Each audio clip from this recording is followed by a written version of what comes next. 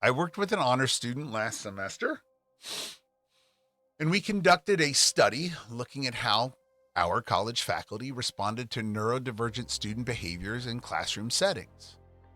Faculty members were given realistic classroom scenarios involving students struggling with participation, communication, emotional regulation, missed deadlines, or classroom interaction. Some faculty were told the students were autistic or neurodivergent. Others were given the exact same behavior with no disclosure.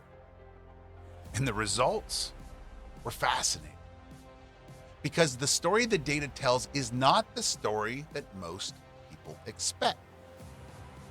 The overwhelming majority of faculty actually care. Roughly 85 to 95% of faculty responding expressed empathy towards all students. Around 80 to 90% rejected punitive responses like removing the student from the class, involving security, or treating the student as if they did not belong. Let's see here. There we go. And to me, you look at this chart over here, that matters. Because for years, many conversations around autism, disability, and higher education have operated from the assumption that the primary problem is cruelty, hostility, or lack of compassion. But this research revealed something different, something more nuanced, and honestly, much more hopeful. The problem was not primarily empathy. The problem was translation.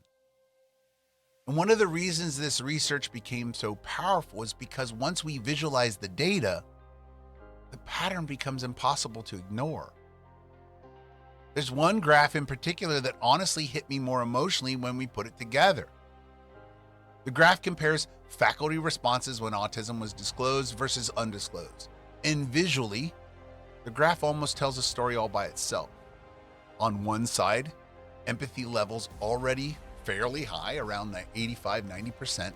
But once autism is disclosed, empathy jumps to almost universal levels, nearly 95 to 100%. At the exact same time, punitive responses collapse downward to below 10%. Close your eyes. And when you first look at the image, it actually feels hopeful.